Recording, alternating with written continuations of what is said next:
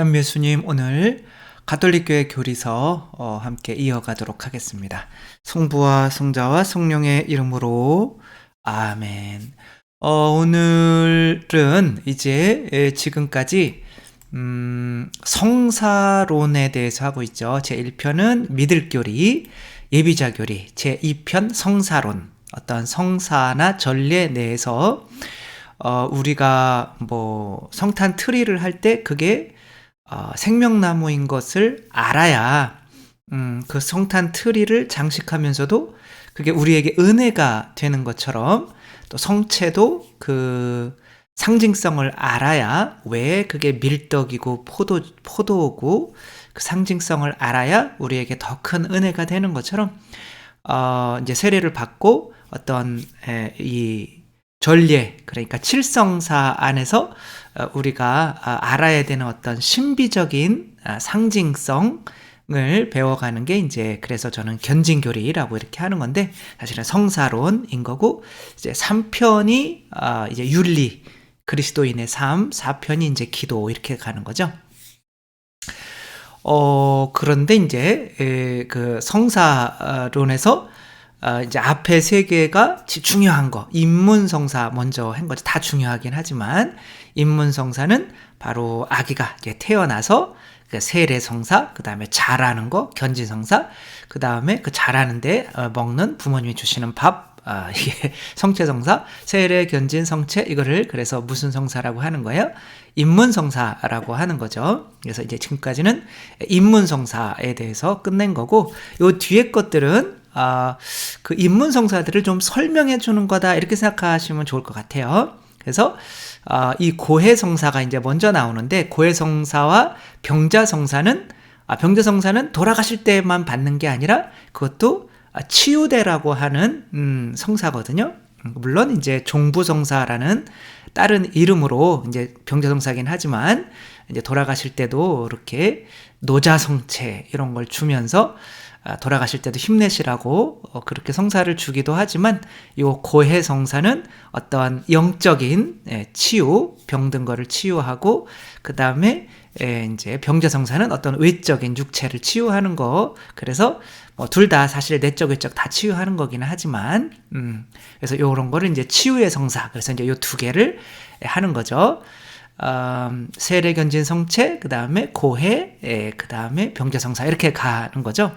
근데 1420항에서 1498항까지 요게 사실 굉장히 긴 거거든요. 그래서 이것을 잘라서 길게 재미없게 쭉쭉 늘어지게 할까, 그러면 안 보시겠지? 그래서 고해성사를 그냥 어떻게 보면 특강식으로 그냥 이렇게 한 번에 다 하자. 우리가 고해성사 또 다 드리고 있고, 또 중요한 것들은 다 알고 있기 때문에 요것만, 요 제목만 한번 우리가 좀 이해할 수가 있으면 되는 거죠. 새로운 세례요. 그러니까 고해성사는 뭐와 가까운 거예요? 세례랑 가까운 거죠. 그러니까 고해성사는 작은 죄들 때문에 그걸 소죄라고 하는 거죠.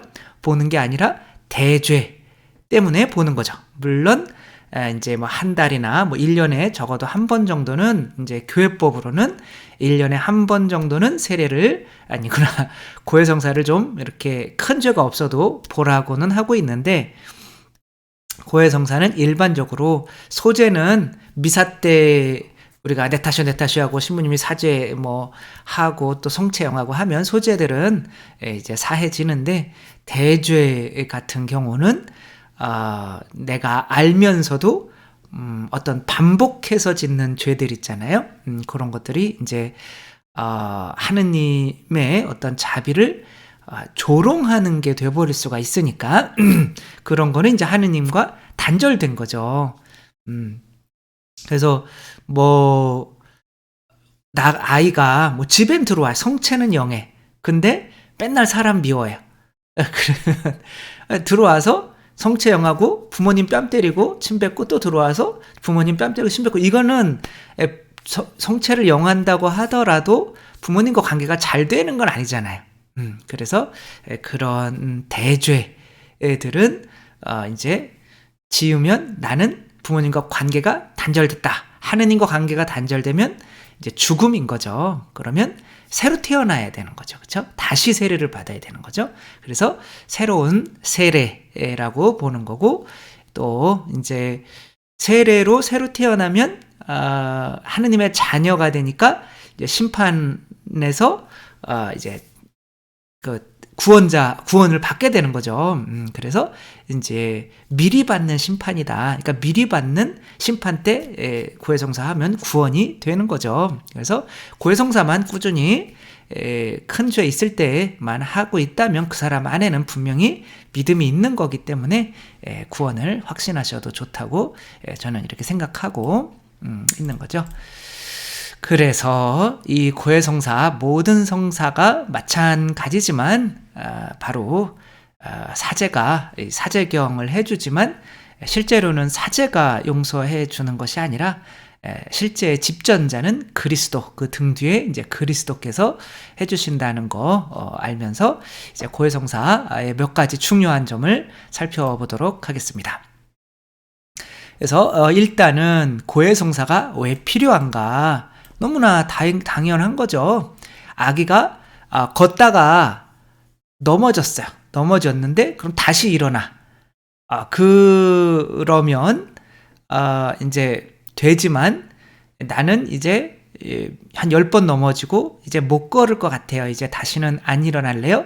이렇게 한다면 나는 걸을 수 있다. 엄마 아빠처럼 걸을 수 있다라는 이 믿음이 없어진 거잖아요. 그러니까 내가 부모님처럼 될 수 있다. 내가 하느님처럼 될 수 있다. 왜? 하느님의 자녀니까. 이 믿음이 이제 나는 안 돼. 나는 어차피 인간이야. 라고 돌아가 버렸다면 요거는 어떤 상태냐면 세례받기 이전의 상태인 거란 말이에요. 근데 요것을 방치해 두면 세례를 받았더라도 안 받은 거랑 똑같은 상황인 거죠. 그렇죠? 몇 번 걷다 마른 거죠. 그러면 그것이 잘못된다라는 것을 깨닫고 다시 그래 나는 죄 안 짓고 살 수 있어. 이 죄 벗어날 수 있어. 라고 다시 시작하도록 하는 고해성사가 없다면 세례받는다고 끝나는 것이 아니라 아기들도 한번 걸으려면 2000번 정도 절망해야 되잖아요. 그렇죠? 그렇게 안 되네. 안 되네. 그렇지만 다시 한번 해볼까? 라고 하는 그런 기회를 줘야 되는 게 당연한 거죠. 그러니까 새로 받는 세례, 이것이 새롭게 믿음을 다짐하는 거, 이게 없다라는 거는 말이 안 되는 거죠. 그 어떤 프로그램에서 보니까 전에 주얼리 멤버였던 이지연 이분이 이 아이에게 우경이라고 하는 아이에게 너무 휘둘리는 거를 보며 마음이 참 안타까운데 엄마한테 자꾸 엄마 나 그렇게 하면 나 나갈 거야. 선물 안 사주면 나 나갈 거야. 뭐 안 해주면 나 나갈 거야. 그리고 엄마 앞에서 이제 심지어는 엄마 앞에서 나 죽어버릴 거야. 이렇게 하니까 엄마가 너무 힘들어하는 거예요. 그럼 그래. 그럼 어떻게 죽을 건데? 뭐 내가 좀 도와줄게. 이렇게 해야 사실 정상이잖아요. 그쵸? 그러니까 이 엄마가 약간은 그게 정상은 아니라고요. 그러니까 애한테 휘둘리는 거예요. 이것은 내가 애를 사랑하는 것이 아니라 집착하고 있는 거죠. 그래서 애한테 휘둘리면 그래 모든 죄든지 나는 자비로운 엄마니까 다 용서해 줄게. 그러면 우리 신앙인들도 뭔 죄를 짓고 있는지 모르는 거잖아요. 고해성사가 없다는 건 말이 안 되는 거죠. 그래서 이때는 그래 그럼 네가 뭘 잘못했는지 알 때까지 죽든지 말든지 나가. 너 나가고 싶으면 나가. 너 자유니까 너. 이렇게 해야 되거든요. 그래서 내가 이거 엄마한테 이러는 게 아니었는데 다시 돌아와서 엄마 잘못했어요 라고 하면 고쳐지는데 이 엄마는 이제 그거를 그 전문가들한테 말을 들었어요. 그렇게 하면 안 된다. 그래가지고 나갈래? 그래 나가. 그렇게 했는데 몇 분을 못 버티고 쫓아나가서 그 계단에 앉아있는 애한테 엄마가 잘못했다. 그리고 또 껴안고 이렇게 하면 얘 버릇이 고쳐질까요? 절대 못 고쳐져요. 그러니까 우리 이 고해성사라고 하는 거는 뭐 세례 받고 나서 아이가 태어났다고 해서 바로 두 발로 걸을 수 있는 것이 아니라 그 이전의 본성과 끊임없이 싸우려면 자신이 그 이전의 본성이 뭐가 잘못됐는지 스스로 깨닫고 이게 아니구나 라고 하고 엄마 잘못했어요 다시 한번 해볼게요 라고 하며 할 수 있어요 라고 하며 이렇게 내가 변해가야 되는 거기 때문에 반드시 이렇게 잘못하고 본인이 깨닫고 돌아올 수 있는 이 고해성사가 필요하다. 그래야 믿음이 자꾸 난 안 돼 죽었다가 그래 할 수 있어 이렇게 하며 이렇게 성장을 할 수 있는 거죠. 이것은 우리 견진인 거죠, 그렇죠? 아이가 어른이 되어가는 이 과정에서 고해성사는 새로운 태어남은 새로운 세례는 반드시 있어야만 하는 거죠. 만약에 고해성사 한 다음에 신부님이 보속이라는 걸 내주잖아요. 보속은 보통 많이 내주잖아요. 적게 요즘엔 뭐 거의 보속이 적죠, 그렇죠? 그러니까 옛날에 초대교회 때의 보속은 뭐 3년 동안 단식하십시오. 뭐 3년 동안 뭐 10년 동안 부부의 방을 뭐 따로 쓰십시오. 뭐 이런 거였어요. 그래서 고해성사 보는 걸 되게 두려워했어요. 그래서 그 헬레나 그 로마를 통일한 콘스탄티누스 황제도 그 하느님이 꿈에서 그 빨간 십자가를 방패나 이런 거에 해고 가면 투고에다 해고 가면 이길 것이다. 그래서 레판토 대전에서 이겼잖아요, 그렇죠? 근데도 세례를 안 받아요. 하느님을 꿈에서 보고 그런 특별한 체험을 하는데도 안 믿어. 그 어머니가 헬레나 성녀잖아요. 근데도 안 믿어. 왜냐하면 그때는 고해성사가 너무 두려운 거예요. 보속이 너무 세니까. 그래가지고 죽기 직전에야 이제 세례가 아니라 고해성사를 하는, 지을 죄 다 짓고 고해성사를 하는 그런 것들이 횡행해졌어요. 그러니까 이러면 안 되겠다라고 하면서 보속이 점점 이제 작아진 거죠. 그래서 아일랜드 같은 데에서 이제 우리 법전에 이런 죄는 형량 몇 년 이런 것처럼 죄에 따라서 또 그 형량이 얼마 정도 이렇게 되는 것들이 또 책이 또 유행해서 이제 그런 식으로 주다가 지금은 아주 저는 극악한 죄를 지으면은 그냥 성모성 3번 하라고 이렇게 해요. 들으시는 분은 성모성 3번이니까 죄가 별로 없나 보다 그랬는데, 죄가 없는 사람은 성모성 1번 별로 없어요. 성모성 3번은 극악무도한 죄를 지었을 때 이렇게 드리면 사실 안 돼요. 안 되지만 묵주기도 해라, 십자가 얘기를 해라, 요 정도만 내줘도 다음 고해 때 와서 신부님 보석 못했고요, 이거부터 시작하니까 또 이렇게 얘기해 주기가 뭐한 거예요. 그래가지고 근데 성모성 3번 하십시오 라고 하는 것도 안 했다. 그러면 죄가 용서 받은 건가요? 못 받은 건가요? 그러면 당연히 죄가 용서 못 받은 게 아닌 거죠. 그쵸? 그거를 착각하면 안 되는 거죠. 우리가 우리 죄의 값이 우리가 보속하는 거였으면 예수님이 돌아가실 필요가 없다라고 하는 거죠. 이게 굉장히 중요한 질문인데, 내가 보속을 그를 하지 않은 거면 죄가 아직은 용서받지 못한 거예요, 이렇게 얘기하시는 분들은 실제로는 무신론자가 예수님의 순환이 필요 없다고 이야기하는 사람과 같은 거예요. 그러니까 우리의 죄값은 예수님이 대신 치러놓은 것이기 때문에 우리가 그 보속을 하든지 안 하든지 죄는 그 순간에 용서받는 거예요. 왜? 예수님의 피값으로 용서받는 거지 내 공로로 용서받는 게 아니거든요.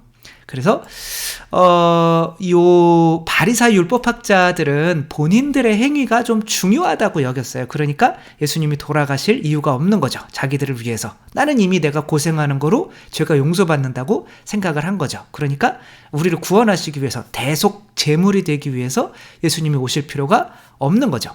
결국에는 누가 천당 못 들어가냐면 그 바리사이와 같은 사람이 못 들어가는 거죠. 여기서 돌아온 탕자에서 탕자는 집 아빠의 재산을 반을 다 써버리고 흥청망청 창녀랑 놀다가 근데 이 형도 그러고 싶었는데 못 가고, 형은 이제 아버지 밑에서 열심히 종처럼 일했단 말이에요. 근데 이 실컷 다 쓰고 돌아온 이 동생이 돌아오니까 소를 잡아주고 금가락지 껴주고 잔치 벌여주고 장난이 아니야. 자기는 평생 아버지 옆에서 일을 했는데 염소 새끼 한 마리 안 잡아주더니 동생이 막 실컷 죄 짓고 오니까 막 이렇게 해주니까 열 받아야 안 받아요? 열 받는 거죠. 그러니까 이제 열 받아가지고 집에 안 들어가려고 하는, 집에 들어가는 게 이제 구원받는 건데, 결국에는 이런 식으로 하면 구원을 못 받는다는 거예요. 그러니까 우리의 죄의 용서는 하느님의 자비에 딸린 거지, 우리가 어떤 공로로 우리 죄가 용서받는 게 아니다.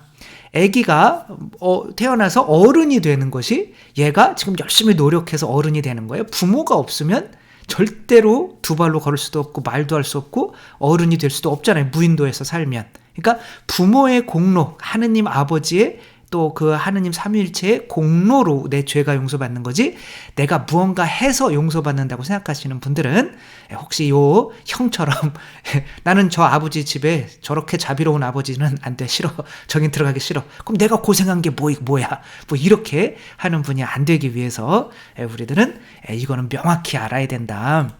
에덴 동산에서 내가 열심히 노력해서 내 자신을 나뭇잎으로, 무화과 잎으로 가리는 것으로는 하느님 앞에 설 수가 없었잖아요. 그렇죠? 이 가죽옷을 하느님이 마련해 놓으셨는데, 이 가죽옷이 바로 예수 그리스도인 거죠. 그렇죠? 우리는 예수 그리스도를 입음으로써, 그런데 예수 그리스도를 입으려면 예수님이 껍데기가 벗겨져야 되는 거잖아요. 그러면 온몸이 빨갛게 피투성이가 돼야 되잖아요.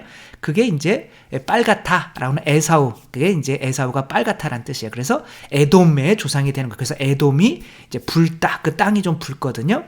그래서 거기 이제 페트라라고 하는 곳도 있고. 그런데 아무튼 그렇게 아드님을 죽여서 아드님의 의로움으로 우리를 덮어주는 거지, 우리 힘으로 무언가 이렇게 한다고 그 보속을 안 하면 마치 죄가 용서 못 받은 것처럼 그렇게 하면 안 된다. 또한 이것이 또 사제도 마찬가지인 거죠. 내가 어떠한 공로를 통해서, 사제인 걸 통해서 이 사람을 용서해 준다고 생각하며 고해소에서 이 사람을 뭐 고함고함 지르고, 아니 하느님이 아들을 죽여서 그 죄값으로 용서해 주겠다는데 사제가 뭐 하는 게 있냐고 얘기하면 안 되겠지만 가서 그냥 용서 받았습니다, 요거만 해주면 되는 거잖아요. 그쵸? 근데 마치 나한테 잘못한 것처럼 내가 막 좋아가며 그런 식으로 해서는 안 된다. 그것도 사제가 내 공로로 죄를 용서하는 거로 착각하는 사람인 거다. 우리는 무조건 사제 앞에 무릎 꿇고 보존의 죄를 고백하는 사람이라면 당연히 이 돌아온 탕자를 정말 버선발로 뛰어나가서 이렇게 맞아주는 아버지처럼 이렇게 용서해 줄 수 있는 마음을 가져야 된다. 그래서 우리가 죄값이 바로 우리들의 어떤 공로로 되는 게 아니라 그리스도의 죽음 때문이라는 걸 아는 게 참 너무 중요하다라고 하는 거죠. 그리고 이 용서의 집행은 누구에게 맡긴 거예요? 바로 예수님이 직접 오셔서 용서해 주는 게 아니라 교회에 맡겼죠. 그렇죠? 교회에 하늘나라의 열쇠를 주셨죠. 베드로에게 네가 땅에서 매면 하늘에도 매어 있을 것이고 땅에서 풀면 하늘에도 풀려 있을 것이다. 이게 무슨 뜻이에요? 그러니까 이 하늘나라의 열쇠를 가지고 가신다는 거예요? 아니면 땅에다가 남겨놓겠다는 거예요? 땅에 남겨놓겠다는 거죠. 그렇죠? 그러니까 하늘나라의 열쇠는 영원히 남겨져 있는 거예요. 왜 그러냐면 죽음의 힘도 감히 내가 이 베드로 위에 세운 교회를 이기지 못할 것이다. 이건 뭐예요? 죽음이 있어도 이 하늘나라의 열쇠는 계속 교황님을 통해서 교회에서 지금 이어지게 되는 거예요. 하늘나라의 열쇠는 지금까지 얘기한 뭐 성사를 통틀어 얘기할 수 있는데, 또 아주 좁게 얘기하면 죄를 용서하는 권한인 거예요. 물론 성체도 죄를 용서하고 세례도 죄를 용서하지만 다 죄를 용서하는 거지만 그중에 특별히 고해성사도 굉장히 중요하다. 그러니까 고해성사의 권한, 그게 바로 이제 예수님의 피값으로 해주는 거죠. 그러니까 예수님의 피가 곧 뭐예요? 성령인 거죠. 그렇죠? 그래서 예수님이 부활하셔서 똑같이 제자들에게 이렇게 말씀을 하시죠. 뭐라고 그래요? 그러면 뭐라고 그래요? 그러면 하느님이 루아흐, 그러면 뭐예요? 성령이죠. 그렇죠? 성령을 받아라. 누구의 죄든지 너희가 용서해주면 용서받을 것이고 용서해주지 않으면 용서받지 못한 채로 남아있을 것이다.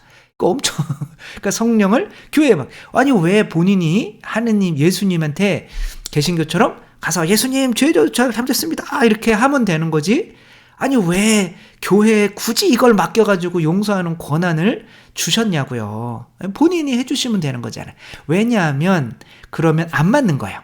그러니까 아버지가 돈도 벌어오고 가정살림도 하고 그러면 안 되는 거잖아요. 돈 벌어온다라고 하는 거는 아버지가 피를 흘리는 거예요. 피를 흘리는 사람은 안 보여야 돼요.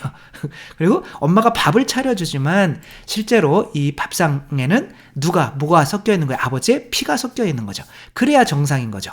아버지는 집에서 계속 놀고 있는데 엄마는 밥 줘.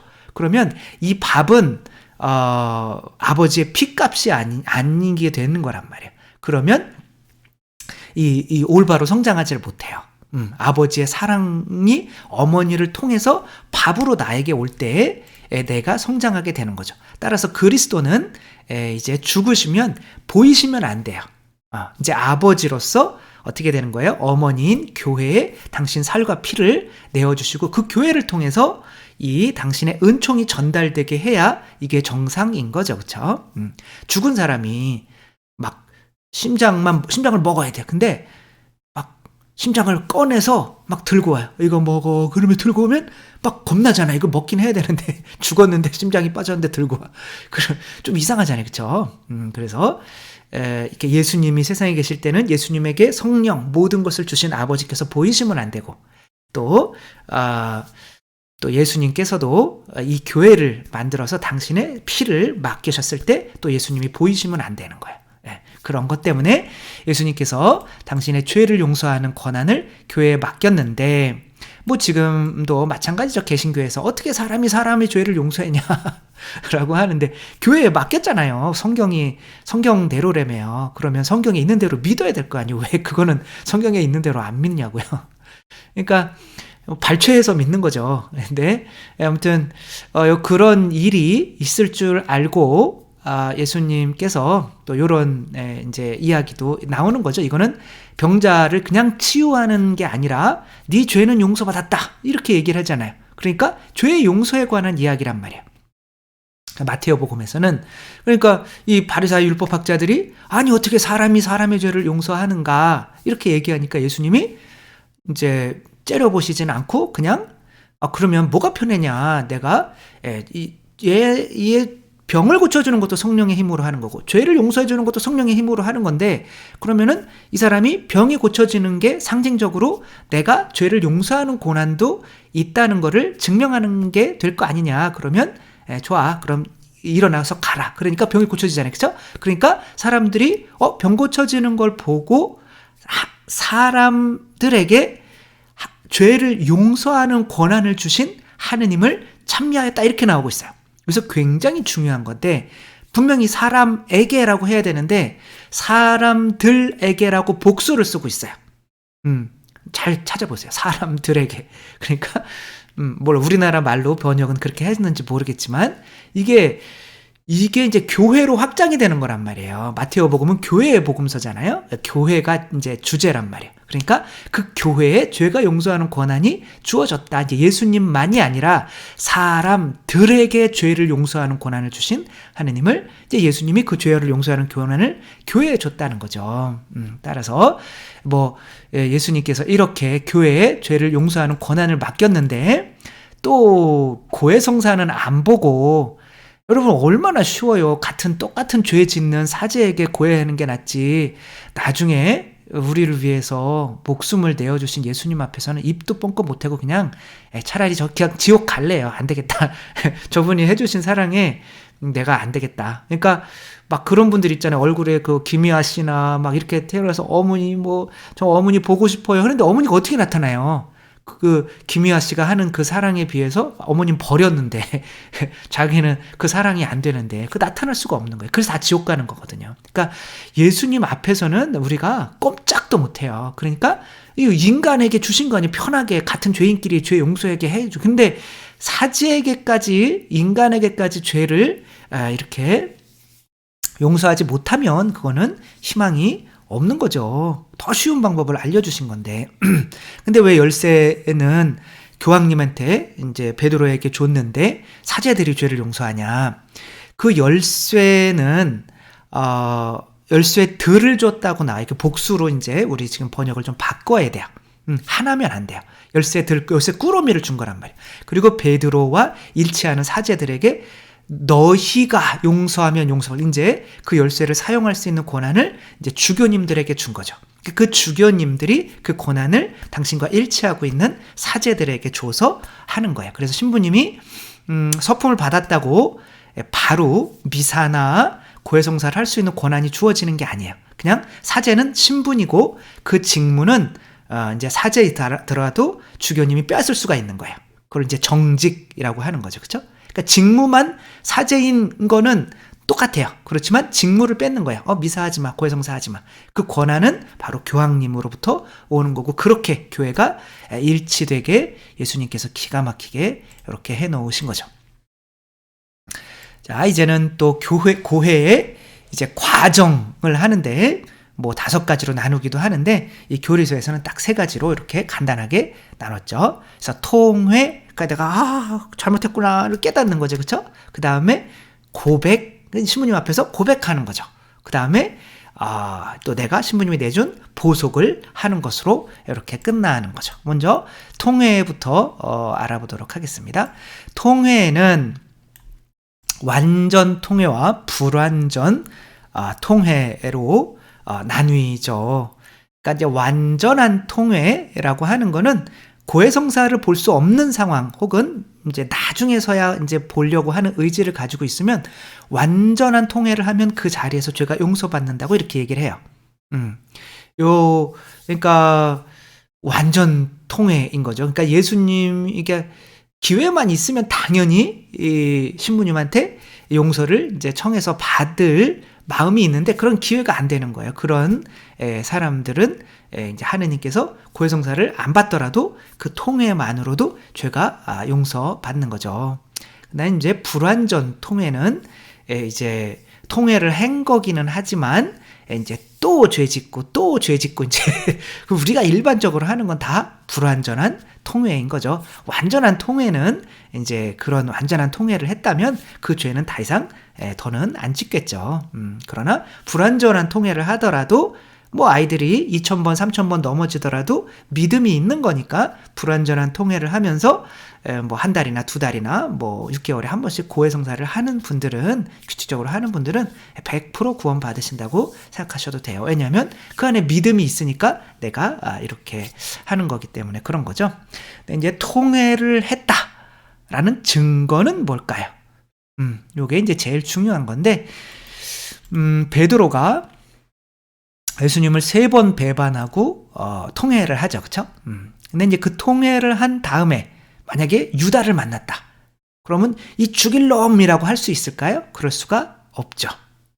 그래서 진정한 통회는 다른 사람을 심판할 수 없게 하는 거예요. 그러니까 통회를 했는지 안 했는지는 내가 누군가를 계속 미워하고 있는지 안 미워하고 있는지로 결정이 되는 거예요. 따라서 고해성사 들어와서 나는 그냥 저 인간은 계속 미워할 건데 그래도 그냥 혹시 모르니까 고해성사 주세요, 이렇게 고해성사 받으면 좀 덜 미워질까요? 이거는 고해성사가 적합하지 않은 거예요.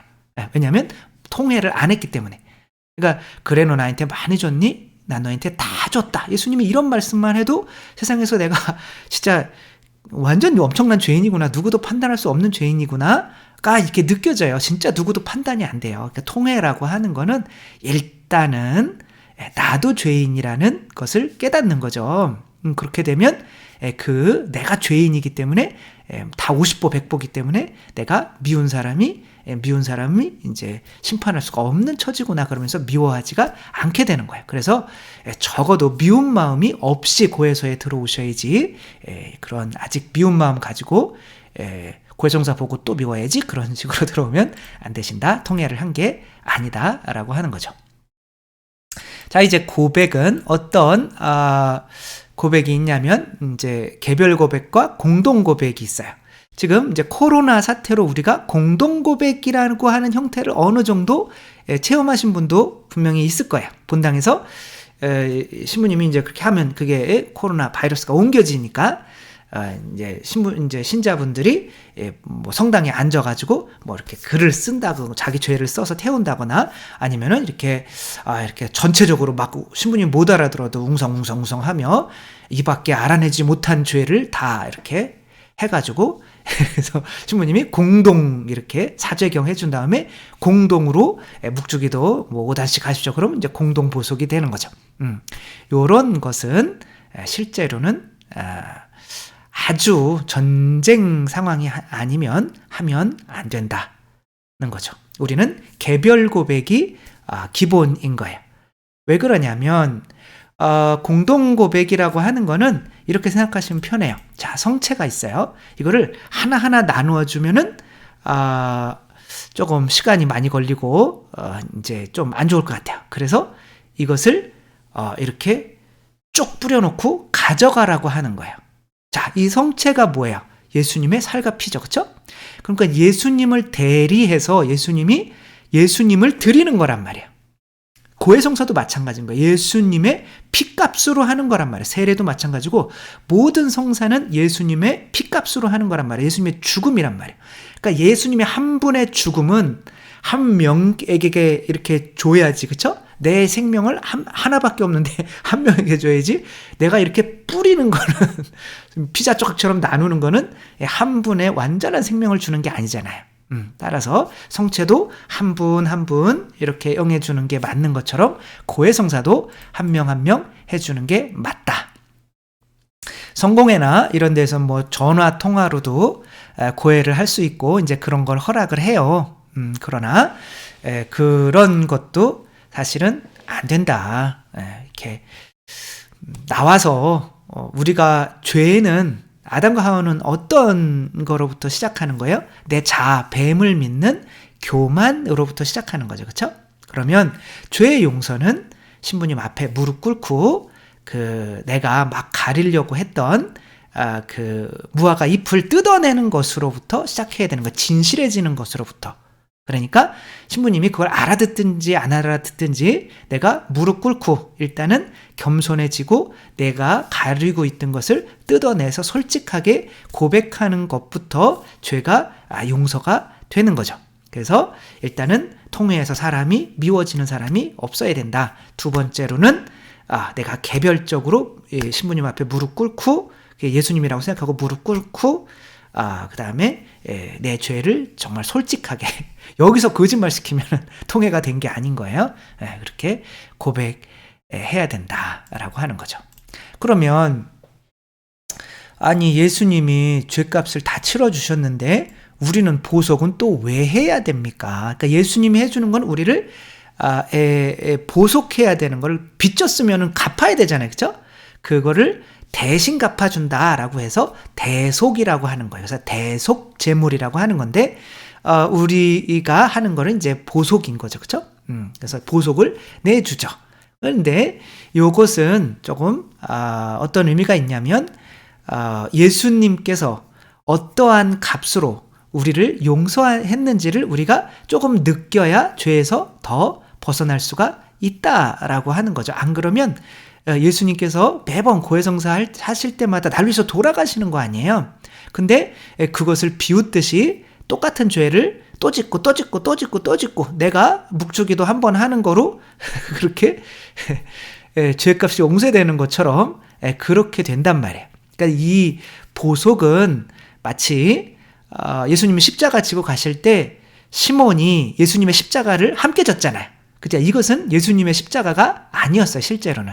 이것은 시몬의 십자가인데 예수님이 대신 지고 가는 건데 시몬이 힘이 있는데 그거를 조금이라도 도와드리지 않는다면 그것은 할 짓이 아닌 거죠.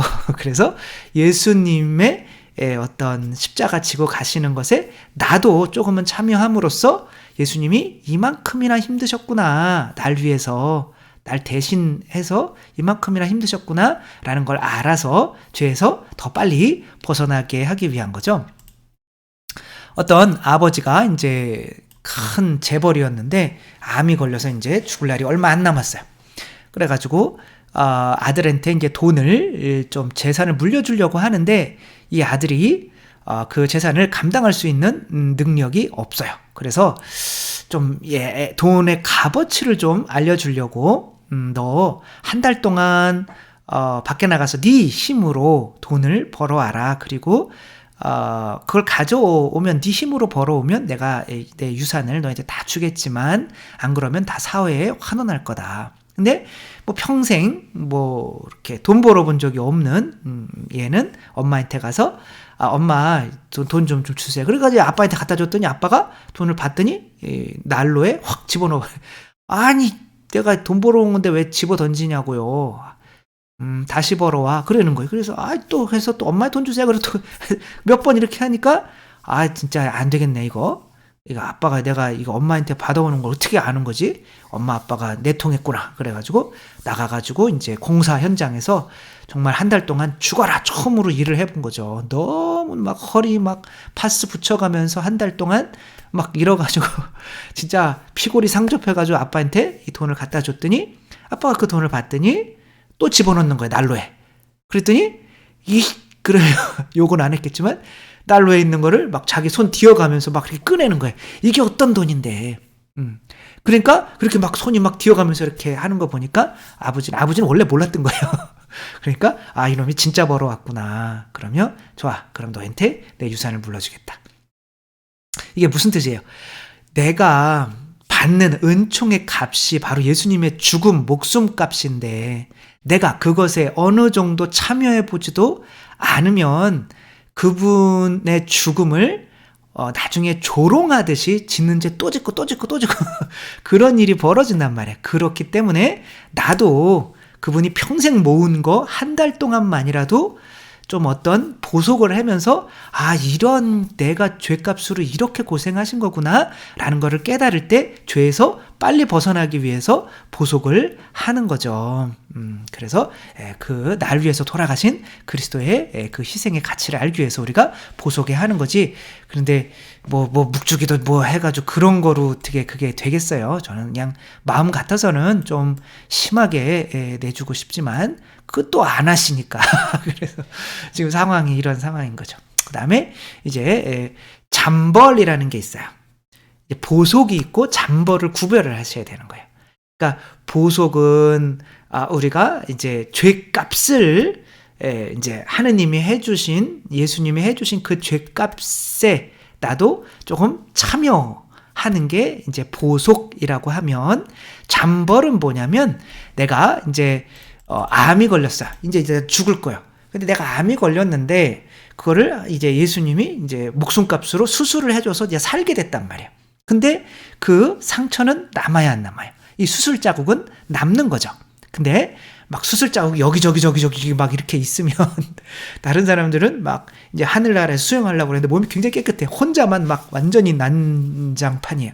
그러면 좀 창피하죠, 그쵸? 그래서 좀 어떤 방법이 있으면 연옥에서라도 요게 좀 이렇게 레이저 수술을 받아서 고통스럽지만 없어지는 연옥 고통을 조금 이렇게 받는 게 낫겠죠, 그쵸? 그래서 죄를 지으면 항상 죄의 어떤 그 영향이 이렇게 되게 돼 있는 거예요. 그래서 부모가 사실 아이들이 뭐 이렇게 잘못되고 이렇게 되는 거는 부모의 죄가 물려받아서 그런 거예요. 어쩔 수 없어요. 3대까지는 물려받는다고 이렇게 예수님이 하느님이 예시를 하잖아요. 그렇죠? 이 죄는 3대까지 물을 것이고 축복은 뭐 10,000대까지 줄 거다. 이렇게 영원히 준다고 하는 거죠. 그러니까 요 다윗이 밧세바 언니 심심하니까 이게 사람이 심심하면 안 돼요. 일을 하고 살아야지. 그러니까 이제 남편이 있는 언니와 이제 이렇게 해가지고 이제 아이를 뵀는데 이제 요걸 들킬까봐 이제 남편을 전쟁터 우리아를 더 깊숙한 곳으로 보내서 이제 죽였죠. 그러니까 나탄 예언자가 다 알아 하느님은 아주 너는 어떻게 하려고 그러니? 막 이러니까 잘못했습니다. 잘못했어요. 그러니까 그래요 용서를 해줄 거야. 그 용서를 받는단 말이야. 근데 못 남겠어요. 그 죄의 영향은 남겠죠. 그걸 잠벌이라고 하는 거예요. 그래서 이렇게 둘이 낳은 아이는 죽고 말죠. 어쩔 수가 없는 거예요. 그거는 잠벌이라는 게 남는 거예요. 그게 죄의 영향인 거죠. 그 잠벌을 없애주는 것을 뭐라고 그러냐면 대사라고 하는 거예요.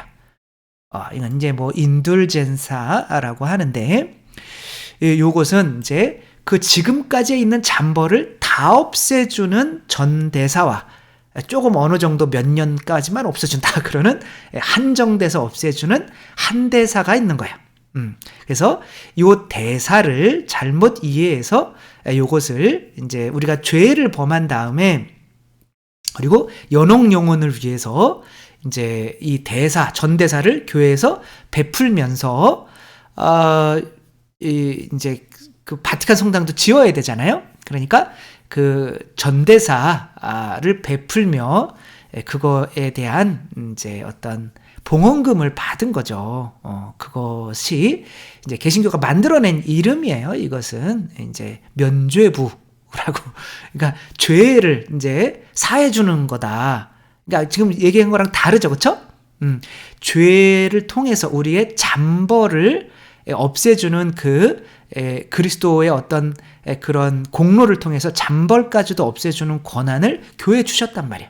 그리고 그 교회에 없어진 이 잠벌을 없애주는 이 대사에 대한 값을 또 받으면 안 되는 거죠. 그러나 우리가 뭐 연옥 영혼을 위해서 그 위령성월 11월에 뭐 1일에서 8일까지 거기서 뭐 산소에 직접 가서, 묘지에 가서 뭐 기도드리고 교황님 지향대로 뭐 사도신경 하고 미사하고 고해성사 하면은 전대사가 주어진다. 그 본인한테 주어지는 게 아니라 이제 요 분에게 주어지는 거죠. 양도하는 거죠. 그렇게 하는 어떠한 것 중에 이제 어떤 봉헌도 하고 싶은 사람 해라라고 넣은 거예요. 근데 이제 그게 이제 너무 충실한 분들이 이제 점점점 로마에서 멀어진 독일이나 이제 이쪽에 가니까 돈 안 내면은 전대사가 안 돼. 너희 조상들 천당 못 가. 이렇게 돼버린 거죠. 그러니까 너무 거들려고 이렇게 하다 보니까 이제 그게 그렇게 오해하게 된 건데, 원래 시작은 이제 그런 거는 교리상 뭐 면죄부나 이런 거는 교리상 있을 수가 없다. 이 대사가 잘못해서, 그리고 또 면죄부라는 말은 또 원래 없다. 이게 개신교에서 만들어낸 거다라고 하는 거죠. 아무튼 이게 가능한 이유는 이 잠벌을 없애주는 걸 가능한 거는 또 통공이라고, 공이 통한다 라고 하는 거죠. 나는 이제 죄가 없어요. 근데 자꾸 공로가 쌓여. 그럼 이것을 누구에게 주고 싶어요. 나는 이 돌아가신 아버님에게 내 전대사를 받은 거를 드리고 싶어요. 이거를 공로를 전한다. 통공. 이 통공이 없으면 예수님의 공로가 나에게 올 수가 없는 거죠. 그러니까 우리들은 서로서로 연결되어 있기 때문에 이 미사를 드릴 때도 이게 어떤 그림이냐면, 미사 드리면서 그 미사에 있는 은총을 연옥 영혼들에게 이렇게 뜨거우니까 부어주는 거예요. 이 그림, 이게 바로 통공이라고 하는 거죠. 뭐 성인들의 통공 이렇게 얘기도 하는데, 그냥 공로가 통한다 이렇게 생각을 하시면 되는 거죠. 따라서 우리들이 받는 그 잠벌을 없애주는 이 대사는 이제 그 하느님의 그리스도의 공로, 혹은 성인들이 바쳐놓은 거, 이미 천당 간 사람을 위해서 계속 전대사 바칠 수도 있잖아요. 그건 그거 가지고 뭐겠어요. 그게 어디로 사라지는 게 아니에요. 그게 하느님께서 모아주셨다가 뭐 더 고통받는 연옥 영혼이나 이런 것들을 이렇게 다 사용이 되는 거예요. 그러니까 돌아가신 분을 위해서 계속 전대사 바쳐도 돼요. 그러니까 그거는 하느님이 알아서 이렇게 쓰시는 거죠. 그렇게 공로가 통하는 거죠. 그러니까 요 어떤 그런 옛날에 이제 들었던 내용인데, 뭐 실제로 있었던 뭐 그런 건데, 그 고아원에서 알아서 이제 심장이 얼어버린 자매님인 거죠. 그 냉병 한 여름에도 벌벌벌 떨면서 막 난로 피우고 막 이불 뒤집어 쓰고 있어야 돼요. 그때 남편이 같이 그 아내와 한여름에도 난로 옆에서 있어주면 땀띠 막 나면서 좀 나가라고 자기는 그런데 아니라 나는 너랑 고통 같이 할래? 그러니까 내가 지금 참아낼 수 있는 공로가 이렇게 아내에게 가는 거죠. 그러니까 아내의 이렇게 차가워진 심장이 녹아내리면서 냉병이 치료가 됐다. 이게 이제 공로가 서로 통하는 거죠. 그러니까 우리들도 식사할 때도 그죠? 연옥령을 위해서 이렇게 바치고 그 공로가 다 이렇게 가는 거 아니야. 그러면 그들이 또 우리를 위해서 하늘나라에서 기도를 해주는 거죠. 그게 이제 하나의 성인들의 통공이 되는 거죠. 고해성사의 효과는 당연한 거죠. 그쵸? 친교의 회복인 거죠. 누구누구의 친교. 아담과 하와가 죄를 지으면서 누구와 끊어졌어요? 하느님과 끊어졌죠. 그쵸? 그게 이제 죽음, 에덴으로 쫓겨나는 거죠. 그 다음에 누구와 끊어졌어요? 이웃과의 친교가 끊어졌죠. 이 예편네라고 그럴 뻔했어요. 이 여자 때문에 그랬다. 그러며 이제 그리고 또 뭐와 친교가 끊어졌어요? 저 뱀 때문에 그랬다. 자연과의 친교가 피조물과의 친교가 끊어진 거죠. 그러니까 하느님, 이웃, 자연과의 이 친교가 끊어지는 거죠. 그러니까 죄인들이 많으면 이 지구는 잘 될까요? 망할까요? 망하겠죠, 그렇죠? 이제 지금 바다에 물고기 다 잡아먹었잖아요. 이제 조금 있으면 물고기가 아예 없어진대요. 그러면은 이제 거기에 배설물이 안 쌓이니까 이제 바다에 있는 식물도 다 죽고, 그러니까 여기에서 전기차 아무리 해봐야 바다가 이제 다 죽어버리면, 왜냐면 지금 다 한 시간에 그 샥스핀 중국이나 이런 데서 먹으니까 그 상어가 한 시간에 2만 마리, 3만 마리가 이제 그 등어리만 잘려서 다 바다에 버려지고 막 그런 상황이 있잖아요. 그쵸? 그렇게 자연이 아픈 것을 내가 못 느끼는 그런 단절. 이게 다 죄에서 오는 거죠.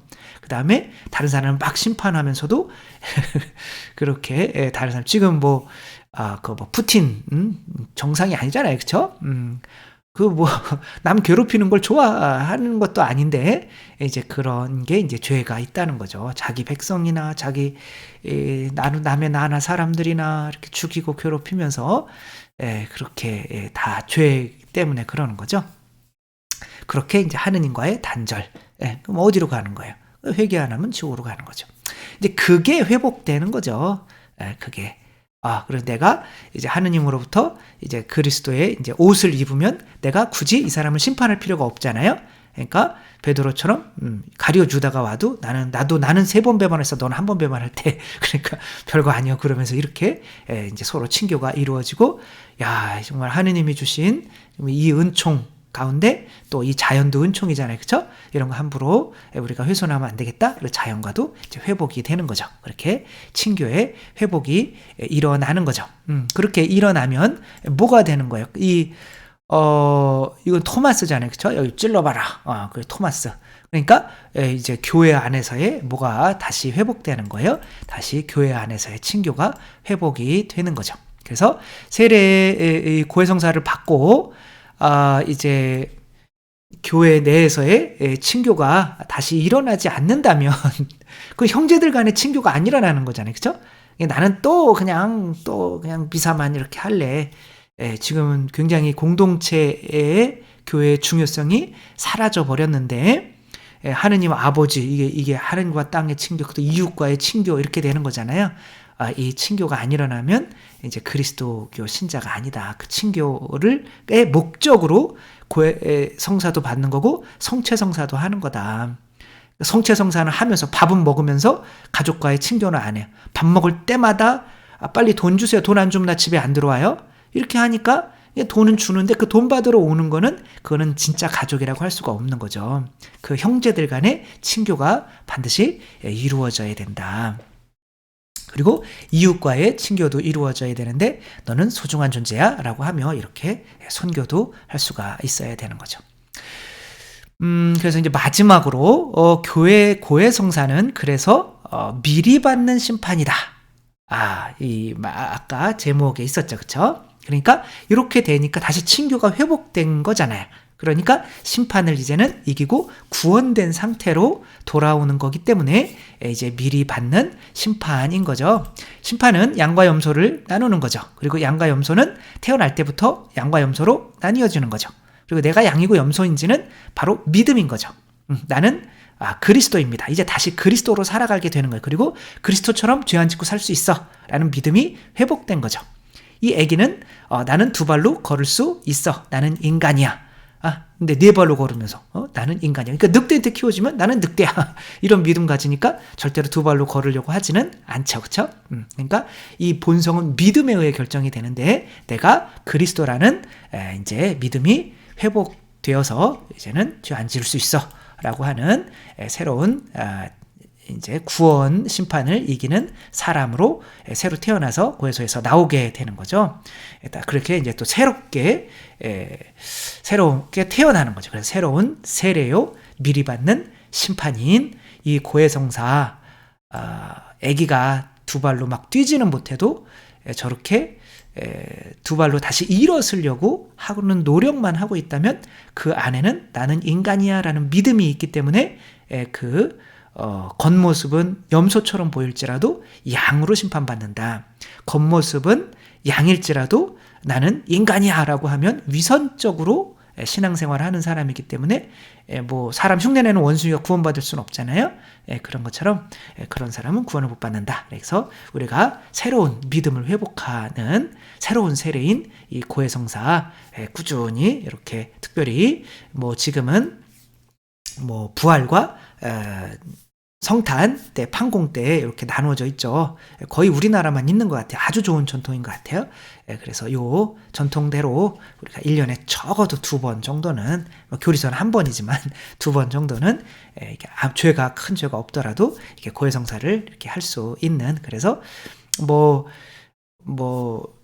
벌레가 집안에 안 들어와도, 그쵸? 먼지는 계속 쌓이게 돼 있잖아요. 그쵸? 한 번은 쓸어내는 게 좋잖아요. 그쵸? 그래서 대죄를 안 지어도 소죄도 규칙적으로 이렇게 한번 청소를 해주는 게 좋다. 먼지가 쌓이면 벌레도 생기게 마련이니까. 그렇게 또 우리가 고해성사 규칙적으로 보며 정말 확실히 구원받은 표징으로서의 삶을 살아갈 수 있었으면 좋겠습니다. 주님께서 여러분과 함께 전능하신 천주 성부와 성자와 성령께서는 여기 모인 모든 이에게 축복을 내리시어 길이 머물게 하소서. 주님과 함께 가서 복음을 전합시다. 하느님 감사합니다. 성부와 성자와 성령의 이름으로 아멘. 감사합니다. 사랑합니다.